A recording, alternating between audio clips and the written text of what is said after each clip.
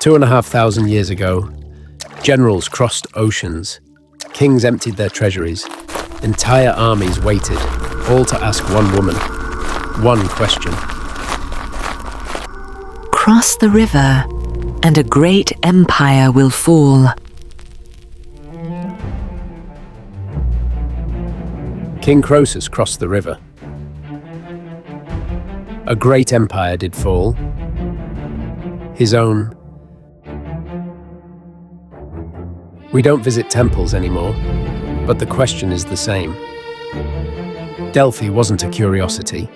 It was the most powerful institution in the ancient world. For 300 years, no war was declared, no colony founded, no treaty signed, without consulting the oracle. Every civilization, without exception, invented a way to see the future. Norse runes, Chinese oracle bones, Roman augury, Aztec calendars, West African Ifa divination. That's not a coincidence, that's a pattern. And patterns always mean one thing. There's something deeper going on. In the 2nd century AD, the greatest scientist alive decided to solve the problem of the future. His name was Claudius Ptolemy. He had already mapped the known world. He had calculated the movement of every planet with a precision that wouldn't be surpassed for 14 centuries. Then he wrote a second book, the Tetrabiblos, 4 books on how the heavens shape human life. His logic was impeccable by the standards of his time.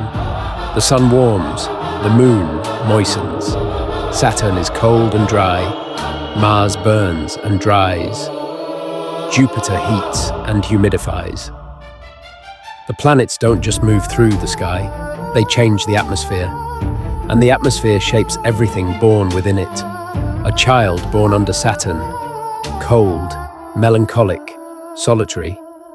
Under Jupiter, warm, generous, fertile. Under Mars, aggressive, impulsive, driven by fire. This wasn't astrology as superstition. The Tetrabiblos has been called the surrender of science, which is unfair. Ptolemy showed no interest in magic. He adhered strictly to the scientific framework of his era. He was doing what every great scientist does. He was building a system, a rational system for predicting the future. And it worked as a cultural technology for 15 centuries. When Copernicus arrived at the University of Bologna, Ptolemy's Tetrabiblos was still required reading in the astronomy curriculum, mandatory for anyone pursuing a medical degree. The smartest man of his age built the most sophisticated prediction machine of the ancient world, and he still couldn't predict the future. So why did everyone believe he could? In 1948, psychologist Bertram Forer handed his students what he called a personalized psychological analysis. He'd spent hours, he said, studying each of them individually. On a scale from 0 to 5, how accurate is this description of you? The average score, 4.26 out of 5. Every student had received the exact same text.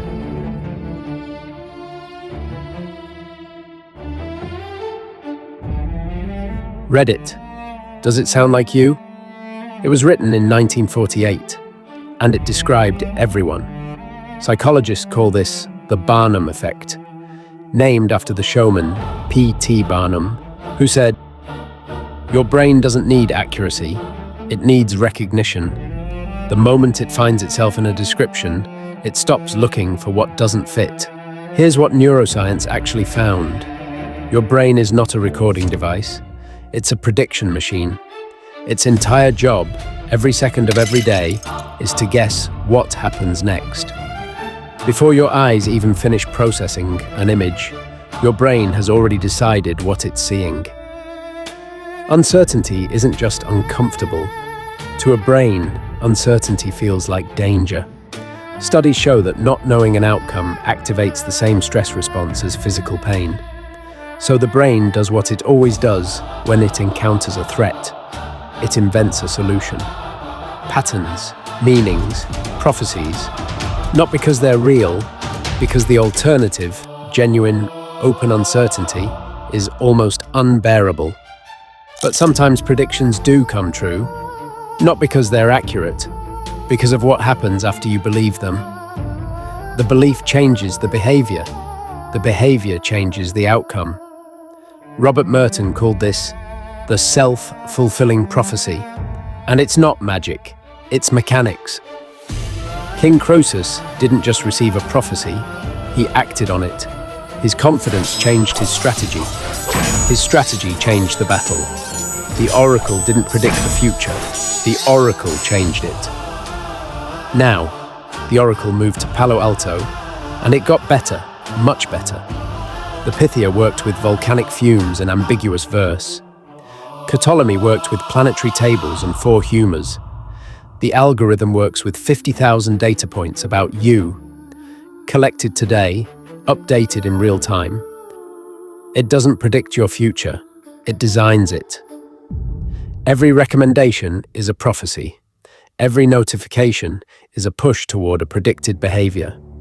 Every "people like you also bought" is Ptolemy, reading the position of your digital planets. And just like Croesus, once you believe the prediction, you start making it come true. Here's what 3,000 years of oracles tell us. Humans didn't invent fortune-telling to predict the future. We invented it to survive the present. Because a future with a map, even a wrong map, feels safer than a future with none.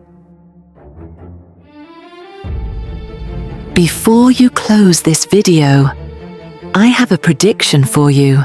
In the next 24 hours, you will think about something you've been avoiding. You'll have a conversation that matters more than you expected, and at some point, you'll feel like things are starting to make sense. How accurate was that? It doesn't matter. You already started looking for the moments that fit. That's not a prediction. That's just a description of being human. Nothing is neutral, including this prediction. You just watched a story about a brain that can't tolerate uncertainty.